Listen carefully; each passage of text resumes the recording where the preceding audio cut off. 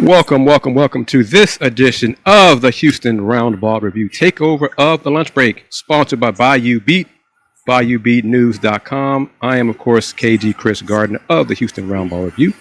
And joining me again, she's a regular contributor to this show and many other shows, is Miss Kenitra Pulliams. But first, BayouBeatNews.com, bringing that Southern love to your daily news coverage. Thank you once again, Miss Nakia Cooper, for sponsoring this show, and I hope this is the beginning of a lovely working relationship going forward that lasts a long, long time. Miss Kenitra Pulliams, how are you doing today? I'm doing well, Chris. Starting to feel like the holidays.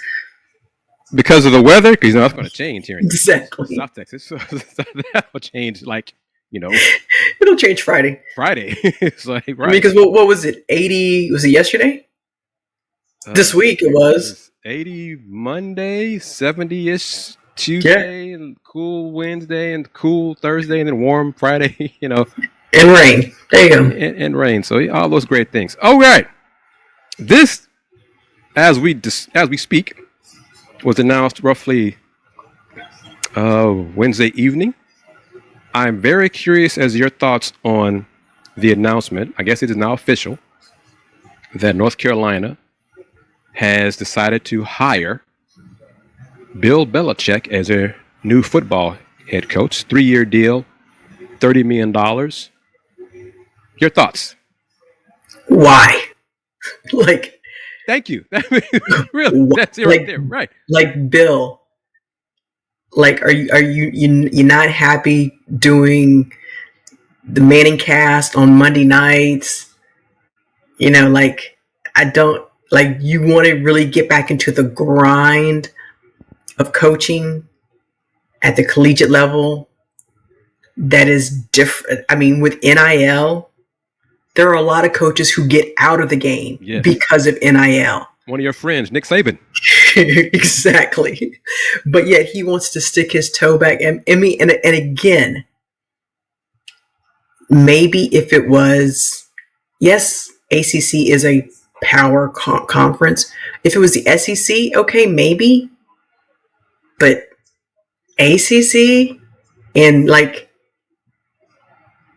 an average ACC team at that, like there's a lot of, I mean, like if he wants to work hard, you know, we'll see what he can assemble as far as his staff. You know, it's crazy, you know, when you have because the ACC now with the addition of the former Pac-12 schools, like, okay, so now you're crisscrossing the country. And SMU. And SMU. But I don't mean, was he just bored? Like just wanted to had to have something to do. I don't know. All of this raises my eyebrows from his perspective, from North Carolina's perspective. North Carolina is a basketball school. Mm-hmm. Hubert Davis will always be a basketball school. And when Mac Brown was let go for the second time, one of the things that the AD, Mr. Bubba Cunningham, said he wanted to get younger. Well, technically he did get younger by a whole year. 8 months. 8 months. So from their perspective, Bill Belichick, I think, was bored. I think he was disappointed in the lack of offers he got last offseason in the NFL. I think he's a control freak. So that is one thing, going to college would be his first college head coaching gig, will allow him, because he'll be in charge. You know, he can have an iron fist and kind of do like he did with the Patriots toward the end there when he was GM and. But if you things. Go ahead. But besides NIL, if you look at kind of the Stanford model of like what they're doing with Andrew Luck. Mm-hmm. Now, granted, they're a private school and Carolina's a state school, but you bring in Andrew Luck as your GM, not your director of operations, but just kind of your GM. Right. Will that create kind of a follow the leader type of model in college football to where other programs hire GMs?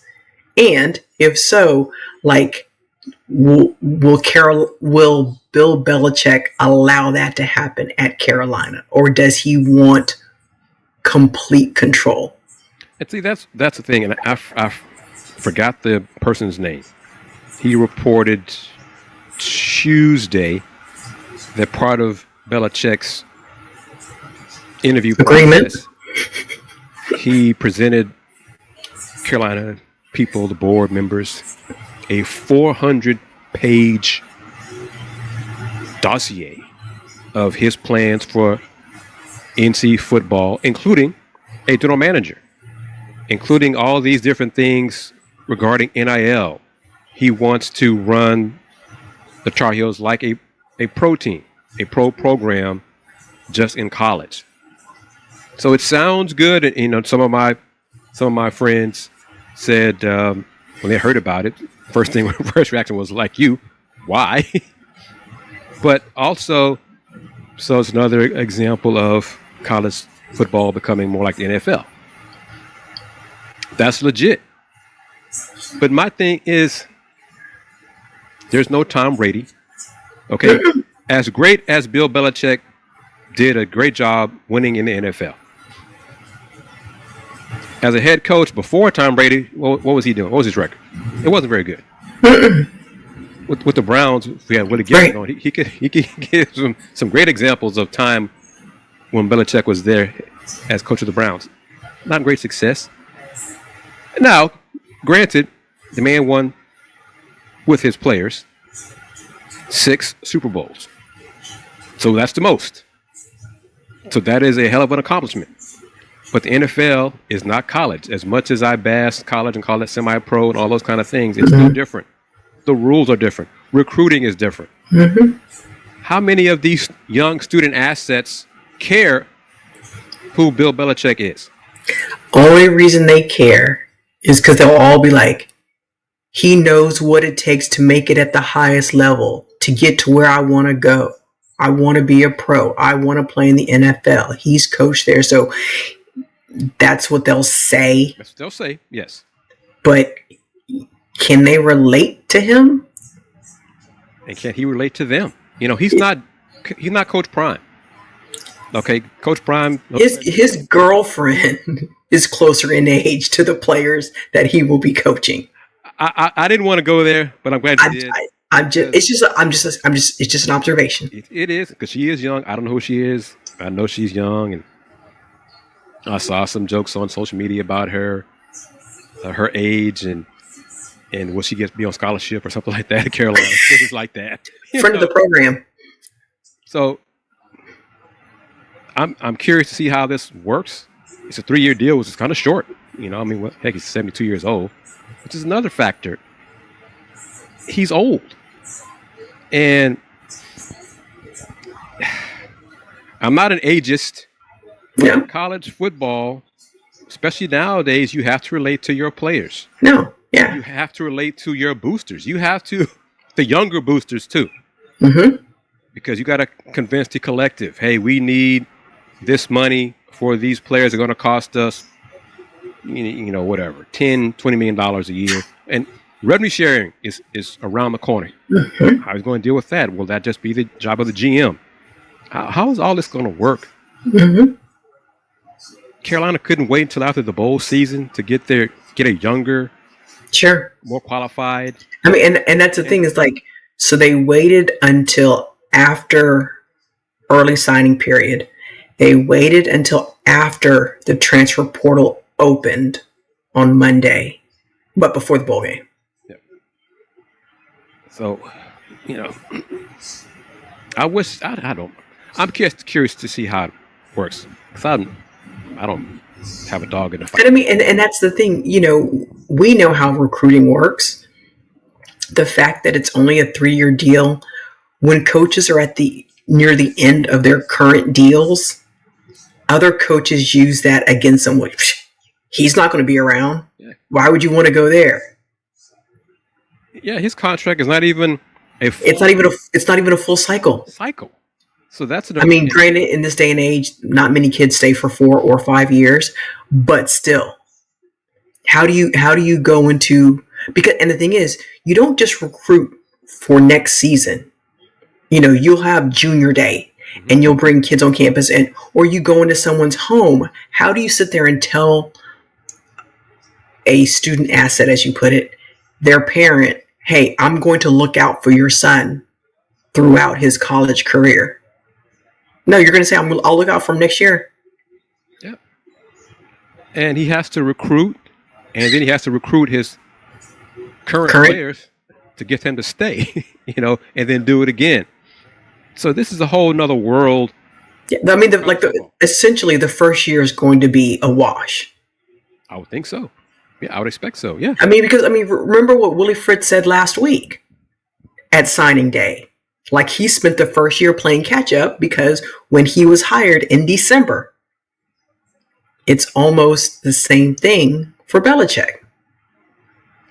And now granted, do you sit there and I'm not familiar with the Tar Heels signing class, but do you go in and release all of those kids from their national letters of intent? A whole 9 signed so far. 9. Do you release them? Do they ask to be released because they don't want to play for you?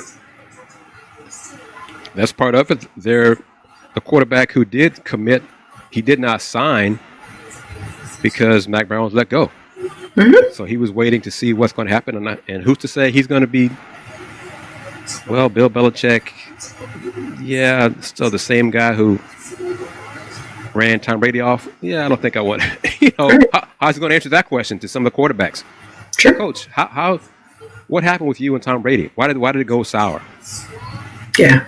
Well, Tom and I just started to grow apart, and we just, Coach, it's Tom Brady. But I spoke at his roast. So it's a different thing about that. But we touched on a little bit. Well, you did, about the transfer portal window opening. Mm-hmm. Part of the calendar. Lane Kiffin said it's a dumb system. It is, and I don't know how. What's wrong with having the portal open after bowl season? Right. Does that make too much sense? Yeah, because essentially that gives you almost a month until signing day. Yeah. So what's wrong with that? Right. How is it fair to have it open now with teams competing in bowl games, the CFP, and coaches leaving? Mm-hmm. Marshall, a lot of players enter the portal after their coach left for Southern Miss. Sure.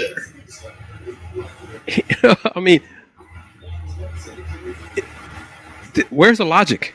I guess this is more proof that common sense is not always common. Right.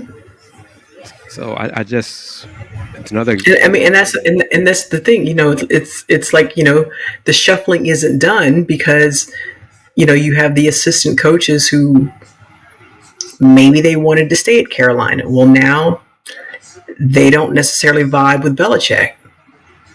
So he's going to wish them well. Mm-hmm. There are a lot of, it's not just head coaches that are changing. It's the entire, it's OCs and DCs, who are changing as well. So there are a lot of moving pieces. Meanwhile, coaches are trying to, game plan for the CFP, right, or for bowl games.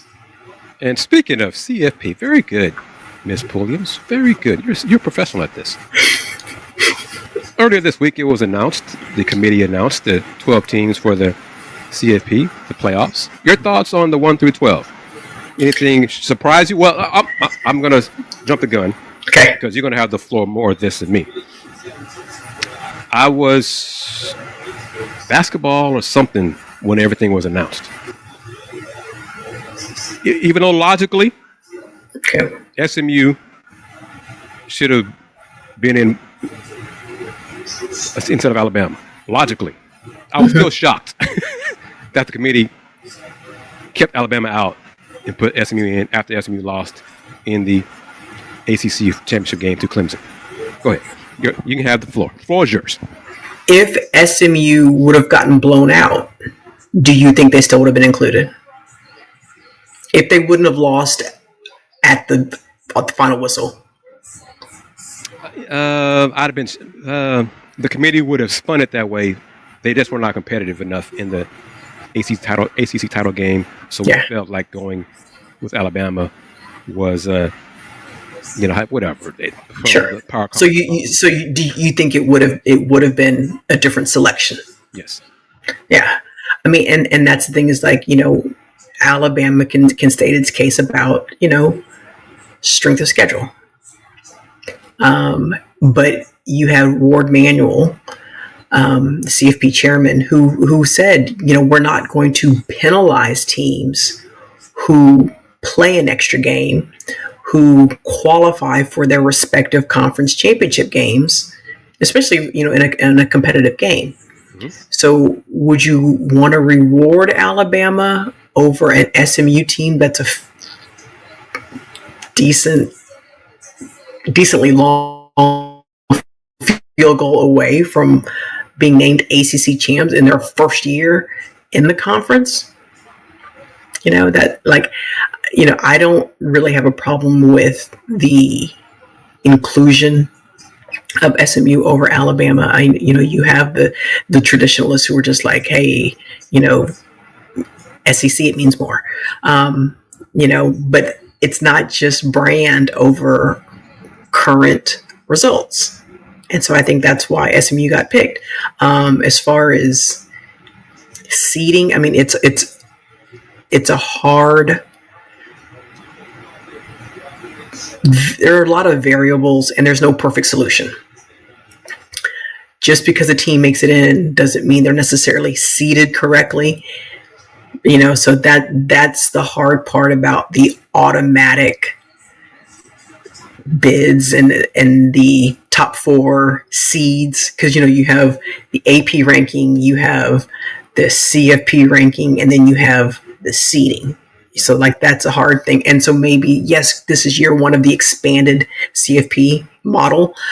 So maybe, you learn some lessons and then you tweak it and then you improve it. I mean, kind of like what Steve Sarkisian said about this. He's like, you can compare it to maybe how NCAA basketball does. Just because you win your conference tournament and you get the automatic bid, for your league into the conference tournament doesn't mean you're number 1 seed or you're a top 4 seed. So maybe that, can be followed in the CFP model. 1 through 12. You have a problem with anything? Oregon being 1, Georgia 2, Boise State 3. I mean, the Boise State one, you're like, I mean, yeah. I mean, you can only play the schedule that's in front of you. You can't play. This isn't fantasy football. I mean, so you play. So people will be like, but they're not a Power 4 school. Right. But I mean, they were competitive against Oregon, but at the same time, Mountain West Conference, whoop-de-doo. The metrics say Arizona State, Big 12 schools had better numbers, strength of schedule, all those things than Boise State. But Boise State is 3, Arizona State is 4. Arizona State, by the way, was picked preseason Big 12 dead last. So dead last, and they won the conference. Yeah. And convincingly. Iowa State, yes, ran over. Literally. Scatterable. Yes. So Longhorns 5, Penn State 6, the Fighting Irish 7, Ohio State, Mr. Gibson, sorry sir, 8, Tennessee 9, Indiana 10, SMU 11, and then Clemson, the ACC champ, 12, who beat SMU, but Clemson will not have been in without winning the title game, so that's why they got the 12th spot.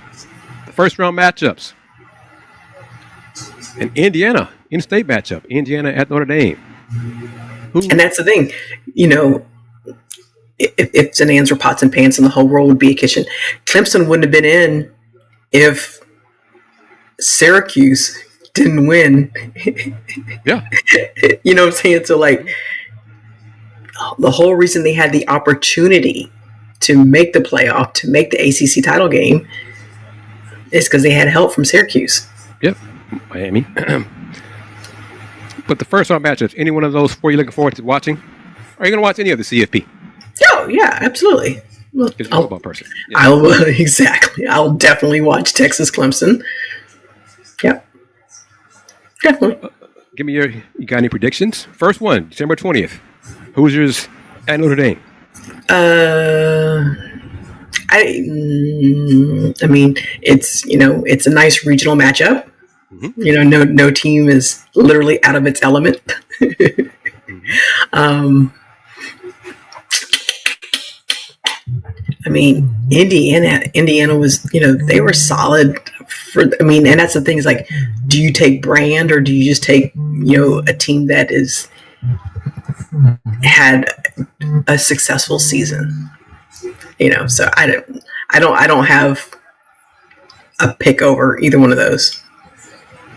Smooth at Penn State.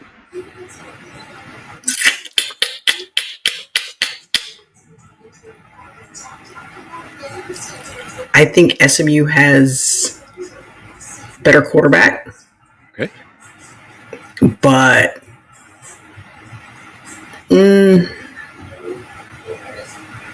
I like James Franklin. Clemson at Texas.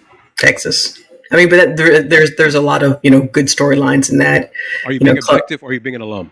No, objective. I mean, Club Nick, Texas kid.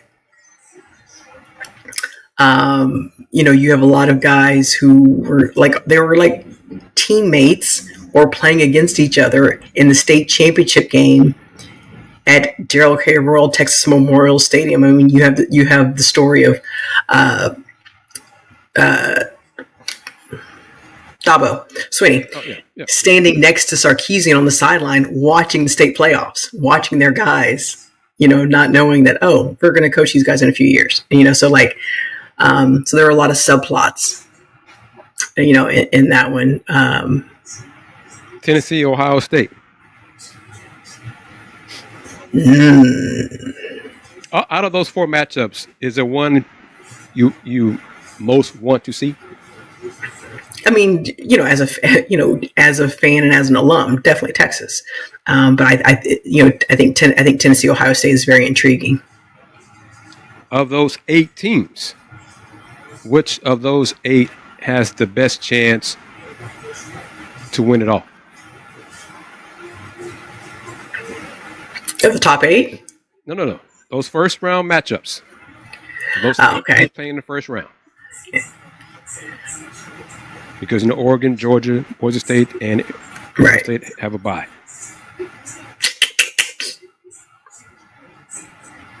I mean, I'd say Ohio State. Okay. Because quarterfinals, the winner, that's the schedule for those teams that advance.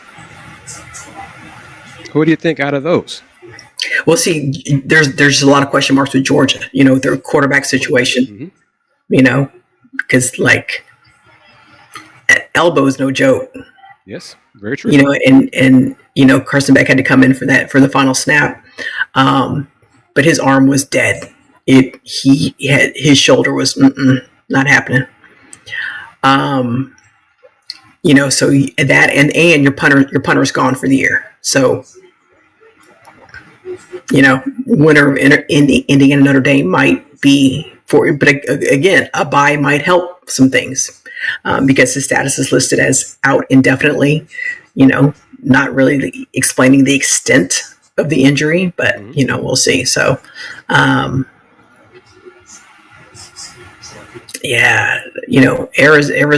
Arizona State, they just have put it together at the right time, but. They don't have their leading receiver either. Correct. Do you think Arizona State's run game could work against either Clemson or Texas? I mean, it could, but I think, Texas's defense is salty. Mm-hmm. So. Is but Oregon again, the favorite? Obviously, they're the 1 seed, but in your opinion, they're the best team. Sure. I think, yeah. Would they? Do you believe they'd have difficulty with either Tennessee or Ohio State? I mean, it like any given whatever that day is, Friday, Saturday, exactly on any one day, and it could happen, and then the same thing. It depends on, are there any notable injuries that happen in the first round while they're sitting at home scouting, game planning, and resting. Fair enough. All right. See, this is a lot of football talk for me, a basketball guy. So just letting everyone know this weekend, I can do different things here on the Takeover. You're watching the Houston Roundball Review Takeover of the Lunch Break, powered by JM&E, but also sponsored by Bayou Beat. Oh, I forgot to mention this. The Takeover is also available via the BS3.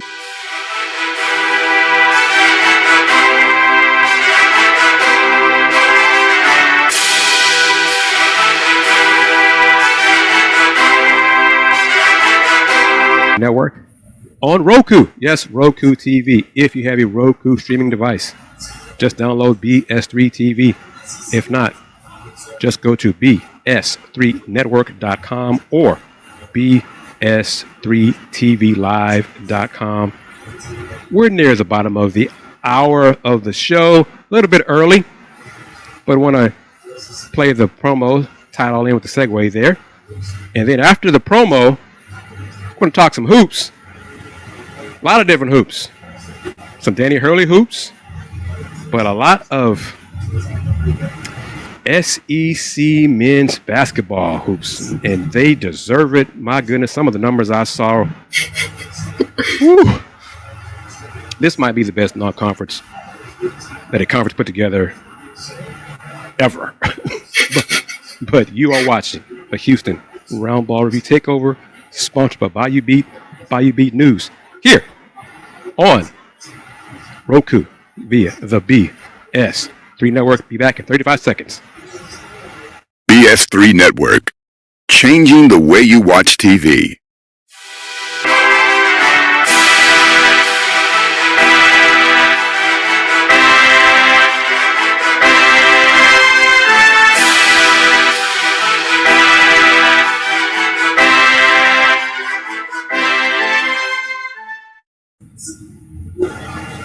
Welcome back to the Houston Roundball Review Takeover of the Lunch Break, sponsored by Bayou Beat, BayouBeatNews.com. Yes, one more time, BayouBeatNews.com. Bayou Beat, bringing that southern love to your daily news coverage. Huge shout out, as always, to Miss Nakia Cooper for supporting and sponsoring this show for this month, January and February, and hopefully long term. So KP, cross your fingers and toes and all that. That sponsorship becomes permanent. How about that? But sounds good. Back at it on this edition of the Houston Roundball Review Takeover, sponsored by Bayou Beat. I am KG Chris Gardner of the Houston Roundball Review, and with me is colleague Miss Kenitra Pulliams. First half of the show, we talk football. KP knows sports. Okay, she knows all the sports. Football is one of those sports. Now we're going to talk basketball. I know basketball. She knows basketball too. but like I said, she knows sports. I know hoops. I still know, I dabble in other those sports, not baseball. That day is long gone and dead. That horse is dead. No Juan Soto hype? Hell of a contract. That could eventually lead to another work stoppage coming down the line. But because the small market teams, how are they going to compete? I mean, but I am always in favor of players getting that bag. Yeah. So no team, no ownership is going to say, Juan, man, that $51 million average we're paying you is too much. It's we made a mistake. We meant to make it $5.1 million. It's too much. So take some. We're going to take some. I know you're not. So hey, as Willie Gibson says, there was no gun put to his head to sign that contract. They offered that money. He signed it. Good for him.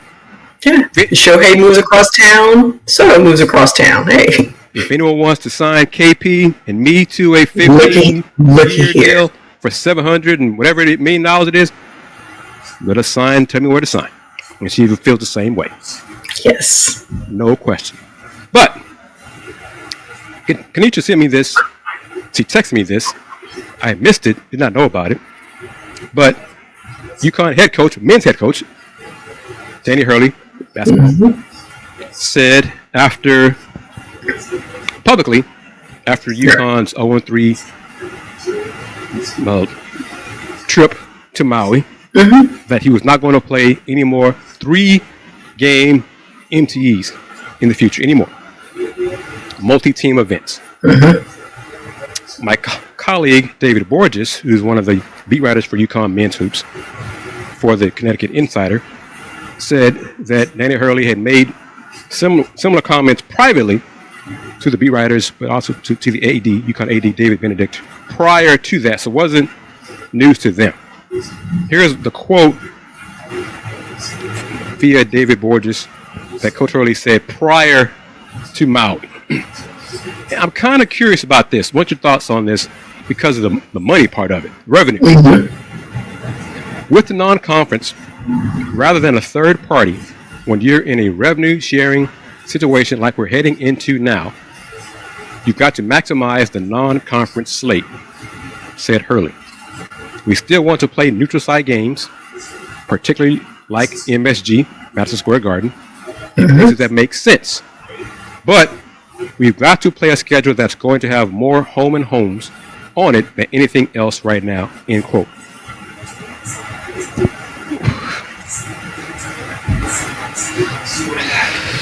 Revenue sharing is important. Right. Very important, especially UConn, because, football, they're not a Power 4 conference for UConn. How much money are they going to get playing at MSG against anybody? And you mentioned to me. But I mean, it's not just that; it's also a recruiting tool. That too. And the fact that the Big East tournament is at MSG. Sure. So and that's a lot of the reason. Like Duke considers New York. Yeah, they do. Part of its home away from home. It's Cameron Indoor North. So it's you can bring in kids on visits. You're playing at Cameron Indoor Stadium, Allen Fieldhouse. They have that lure, that attraction, but at the same time, when you have these neutral site games, but you see the support from your fan base for teams out of your state, out of your region, like, oh, okay, so we travel well. Also, same thing with the NCAA tournament. Like, oh, it doesn't matter if you're playing in a different time zone when you know that you have a fan base, a large fan base that calls said city home. That you're gonna have that support, and it also helps that especially if you sign kids from all over the country, not just in your state. To be able to have a return trip or have a game in said player's state to where, oh, okay, hey, we get a kid from California. Okay, we'll go play a game in California or Vegas. So like it's there we go. Yes. That is where I'm going. Well, that's the thing. It's just like with these new models of Maui Invitational, like remember the days of it used to be like Great Alaska Shootout used to be like a marquee event, and now it's just like up late to watch those games. Yeah, when I was younger, I could do that. Yeah, your points are legit, but regarding the revenue part, especially the home and homes, how are they going to pay these kids for NIL going forward? Like the Maui. What's Matt's last name? Oh my goodness, Matt. It'll come to that. Matt Baker, Matt. Yeah. Tampa Bay Times. That's what I'm thinking of. Matt Brown, I think, with extra points, wrote earlier in the week, maybe last week, that there are some possibilities that the Maui might have to evolve or change because of the expenses to the teams participating in it, rather than like the players' era festival tournament where teams got paid to participate $1 million, and the winner got an extra $1 million for a total of $2 million. So teams now, because they have to find the money to pay for the revenue sharing, pay the NIL. I just playing at MSG, will UConn make enough money via revenue to not go to the Players Era Festival, for example, go to an MTE that will pay you X amount of dollars rather than you losing money? What do you think? I mean, it just depends on the structure, because at the same time you can also get a charter together for your season ticket holders for away games, to where you package it in like, hey, we're going to charter a flight and hotel, and you'll have access, whatever. We'll let you come to a practice, whatever, and just to encourage your boosters, to give more money, just to get that extra access to the team. Your connections with KU athletics, Kansas athletics, your contacts, colleagues, have you heard from them or any of your connections regarding burnout? From boosters, I'm already spending so much money to my program. Now y'all ask me to spend money for NIL.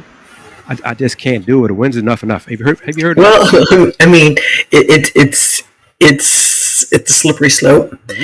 You look at Jalen Daniels, quarterback, who everyone thought was gone.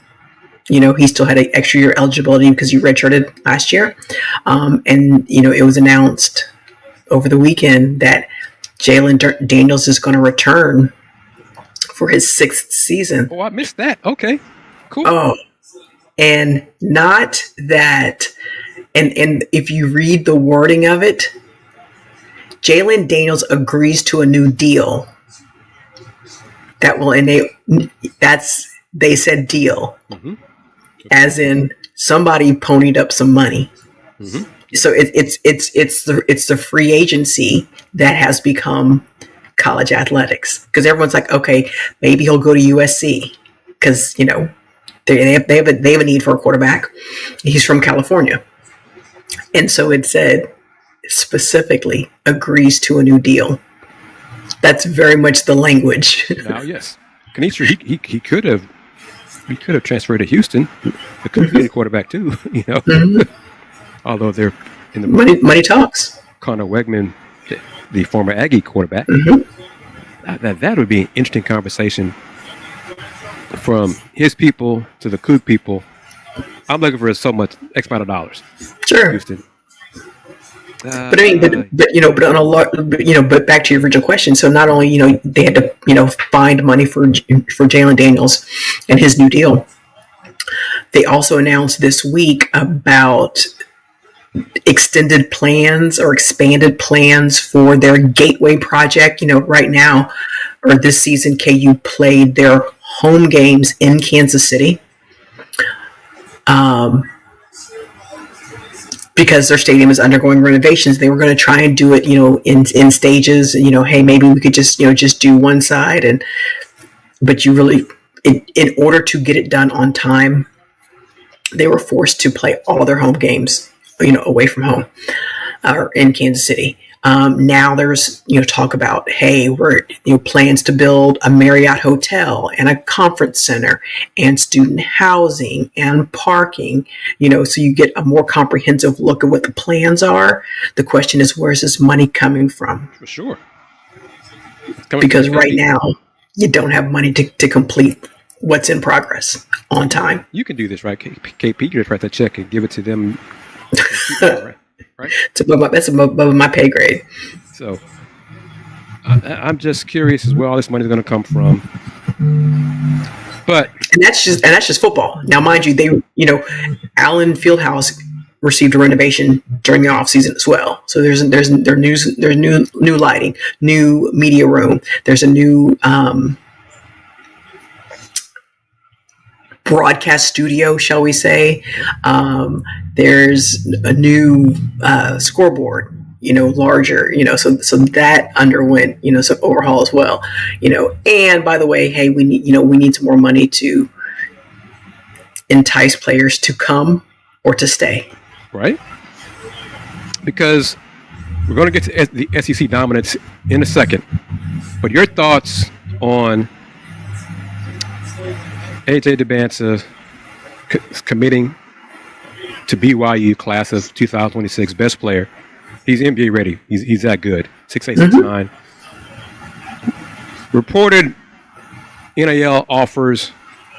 I think what I sent you was the last number was $7 million. What I was told like a month or two ago, heck, it was December now, summertime, was around $4 to $5 million for him to go to BYU. It was to the highest bidder. He was going to BYU. Okay, Alabama was in the mix. I think Kentucky was in the mix. He was going to BYU. I mean, from what I read, what was told to me, he's going to BYU. They can spin it all they, drama, suspension. Sure, you dangle the carrot to increase the stock. And that's what they did because, like I said, $4 to $5 million was in July, maybe August, latest August. Now to be $7 million. Again, it goes back to one of my initial points. I have no problem. Get that bag. AJ, get that bag. Hey, if those folks get in writing, though, get it in writing. Don't be left saying, y'all told me I was going to get, well, but you didn't sign anything and then you left out in the cold. So don't ask the former UNLV quarterback about that. Don't make those mistakes. But it's great for BYU. It's great for the Big 12. They need some really good news in men's basketball after this disappointing non-conference men's hoops. Well, heck, women's hoops as well. But football slides are over. We're going to get there. Your thoughts on this? The NBA Cup, the knockout round began Tuesday. Bucks beat the Magic. Thunder beat the Mavs. Knicks Hawks playing Wednesday night. As you're watching this, the game's already over. Have you watched any of the NBA Cup stuff? Me either. I'm a basketball guy. No, I've been watching college hoops. So yeah, me too. I mean, NBA season's too long. Like, I'll catch you in the spring. Don't let Adam Silver hear you say that. Although he watches the takeover, And like the NBA Cup, the in-season tournament with the tacky floors, missed me with that. They're so gauche. They're gaudy. What who was it? Was it Boston's floor? Whoever has green in their colors. I think it's Boston or the Bucks. I think it's Boston. Oh my gosh! Yeah. I needed sunglasses to watch. I'm like, how? Oh, like you want to turn the chroma key down on the TV. Yeah. My goodness gracious! But as we're recording this, Rockets Warriors are the last game of knockout round play. Make a prediction. Fans, you can comment on if we were right or wrong as you watch this on Thursday. Make your prediction. Rockets or Warriors. Rockets have lost to the Warriors, I think, 15 straight times. Okay, but this is different, Kanisha, because money. It's money. It's knockout round. It means more. Does it though? That's what they're trying to say, right? It doesn't. I don't know if it means more. It means something. I don't know what it means. It means we're good in December. Well, it doesn't mean we're going to win the Larry O'Brien Trophy. Like it means that we got paid. Is what it means. The Rockets lost to the Steph-less, Draymond Green-less Warriors last week. Right. But will the streak end? It's home game. It's in Houston. Will the Rockets beat the Warriors and advance to Vegas for the semifinals? Yay or nay? No. Yeah, I have to agree. Yeah. Y'all can chime in that we're wrong in the comments, and that's okay. Don't gamble on what we say anything about predicting anyhow. Look, that's why I don't gamble. Yeah, please don't do that. But whoever wins,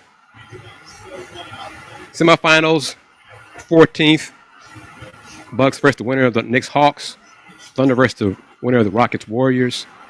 Both of the games are in Vegas. And then the title game takes place on December 17th. I like this, so it's curious. The games played in the quarterfinals and the semifinals will count as regular season games. However, the championship game is the only NBA Cup game that will not count towards regular season records and stats. So whoever, Shea, SGA, Giannis, Jalen Green, Steph, Jalen Brunson, whoever, could go for 102 points. Break Wilt's record. Kenitra, no, didn't count. Didn't count because it happened in the NBA Cup championship game. Yeah, okay, that's a fail. But anyway, all right. Enjoy the games, but I really want to get into this. Get the net. This right here. This info is a little bit outdated. This is from Monday. So early this week, via the SEC's men's basketball weekly press release. This is what the Big 12 used to be as a whole last season, just 1 year ago. But the SEC leads the nation with 5 teams ranked in the top 10 of the net. That used to be the Big 12. Tennessee first, Auburn second, Kentucky 5th, Florida 7th, Alabama 10th. The SEC leads the nation with 12 teams ranked in the top 50 of the net. That used to be the Big 12 last season. 8 SEC teams are currently Quad 1 opponents, regardless of location. Again, that used to be the Big 12. 15 teams are either Quad 1 or Quad 2 opponents. That was Big 12 last season. I think Big 12 had, everybody except West Virginia. I think last season was a Quad 1 or Quad 2. SEC teams have already amassed 19 wins in 34 games against Quad 1 competition. They have a 33-18 record against Quad 1 and Quad 2 teams. The next slide, some of the info here blew my mind. SEC teams have won nearly 87% of their games this season. This one right here just blew me away. SEC teams are 46-16 against teams from the ACC, Big 12, Big East, Big 10. ACC, 26-3. I think it's now 27-3 because I think Tuesday was a different one. Tennessee beat Miami. Thank you. Big 12. I think that's outdated. I think that's now 13-2. But look at, this is just mind-blowing. Big East 4-4. Big 10 now 5-7 because Arkansas beat Michigan. This is just a tremendous success non-conference for men's basketball in the SEC. SEC teams are 15-7 against teams ranked in the AP top 25, including 6-2 against teams ranked in the top 10. The SEC is a top-ranked conference by Ken Pom. That used to be the Big 12. Used to be the Big 12's domain for 6 out of the last 8 years, or 5 out of 7, something like that. 5 SEC teams are ranked in the top 10 of Ken Pom's team rankings. 13 are in the top 50, and all 16 teams rank in the top 70. Miss Kenitra Williams, just your thoughts on those numbers, some of those numbers for the it's something to brag about now. And they are. But once the matchups are set in March, how many SEC teams do you get to advance to the second weekend? Yes. And that's where it's going to matter. Yeah.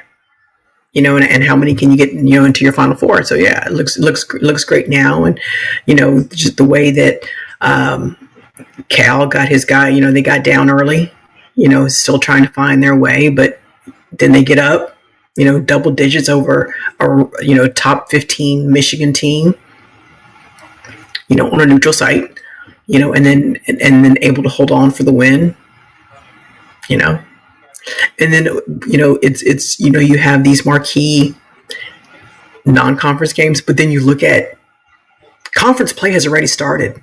Yes. Yes. which is like crazy. Like Big Ten, ACC, like they've started conference play, and like some of them are like 2 games in. Yep. And the Big 12 men's conference starts the end of this month. Yeah, it's usually like right around New Year's. Yeah. So, heck, even on a smaller scale, the Southland Conference men's hoops has already played 2 conference games.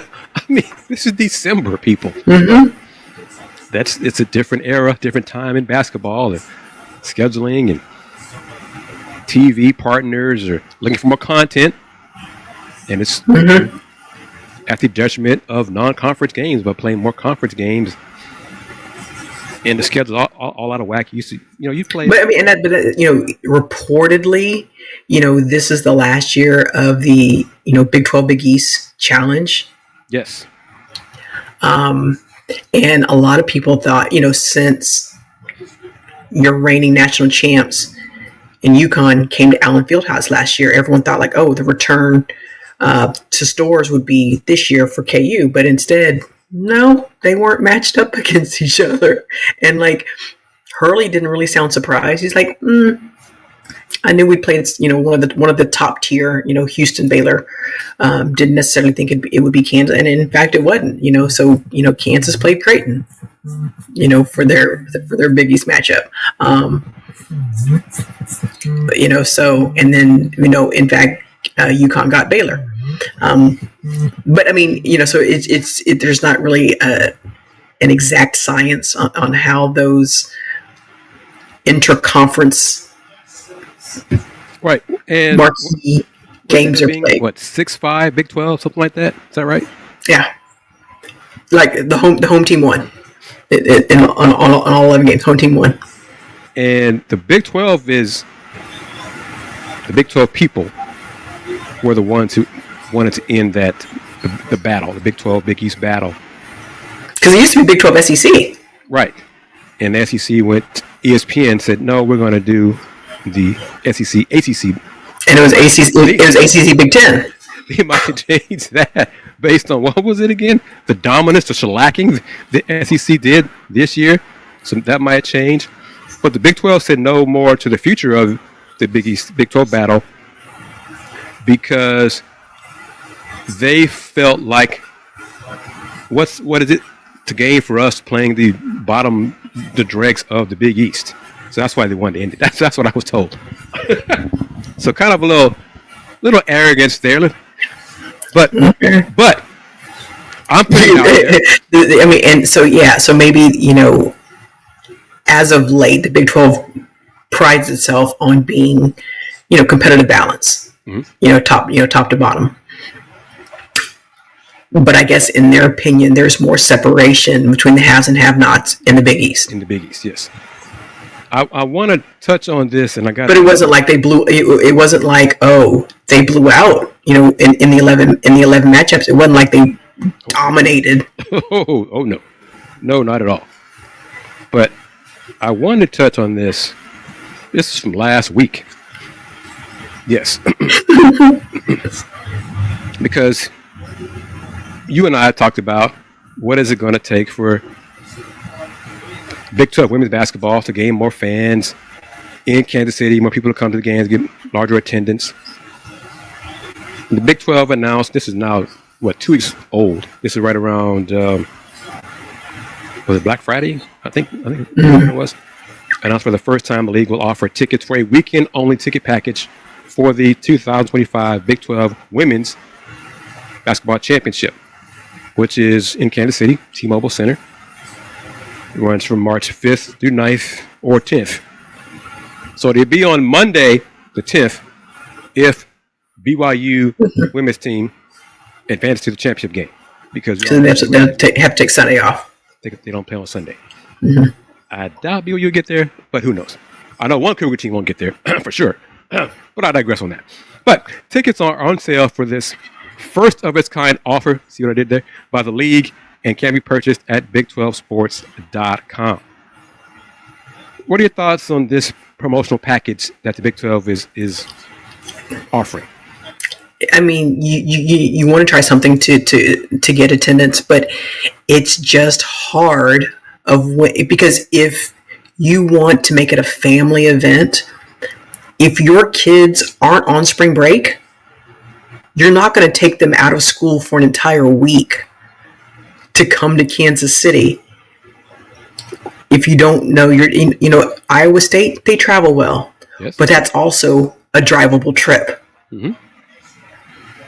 You can't sit here and come in on a Tuesday and stay till the following Monday. You got to take a week off work. Yeah. And then take your kids out of school for a week. Because not everybody, even in Kansas City, school district calendars aren't the same. Even on the Missouri side, in the Kansas City suburbs, their calendars aren't the same. Not to mention Kansas versus Missouri, those calendars aren't the same. So if you're not local, it's ambitious. I don't know if it's realistic. Fair enough. So, is it because, and there's the last note of it, all 16 teams will participate in the championship with the top 4 finishing teams in the league's regular season standings receiving a double bye into the quarterfinals, while teams that finish the 5th through 8th will receive 1 bye into the second round. The Houston Cougars women's team will not be in either one of those. It won't be an issue. They won't be in top 4. They won't be in top 8. They'll be in the bottom 4, 13 through 16, barring some miracle nature. There's just no way. They're down to 7 players and a walk-on. They're 3-7. Morale is kind of iffy because they're struggling. Injuries are piling up. The players are human. They're hearing the scuttlebutt around the program too about Coach Huey and the staff. So I wish them well, but in these final moments of this edition of the back to the fast pass or whatever. You're trying to promote it and get them to buy. You don't. Conference play hasn't even started. So how do you even know where your team, are they going to finish in the top 4? Are they going to finish in the middle? Are they going to finish, so number one, if they finish, top 4, so they get double bye. So why would you buy? You have to be a hardcore basketball fan to come watch not your team play. Number 2, if your team is playing early the first day, in all likelihood, they won't be playing 5 days later. Very true. Great point. So that's the things, you want someone to come and stay for the duration. It's not realistic to think that, okay, you just have these diehard basketball fans, because at the same time, what about if your team is successful, the upper echelon of Big 12, they're probably going NCAA tournament. You might want to go support your team in a really good location, a chance to go to UConn or to go to Columbia, South Carolina. I don't know. So then the flip side of that, the counter to that, is why do more fans do that for men's hoops in the Big 12? It's different. It's different, as much as, we want to champion women's sports, there is a difference in attendance, men versus women. And it's not isolated. It's not just a Big 12 issue. Fair enough. On that realistic note, it is reality. It's disappointing, but it is reality. Spread the word about the Houston Roundball Review Takeover, sponsored by Bayou Beat. And always, remember this, since 1994, the Houston Roundball Review. Local name, global perspective. Everyone,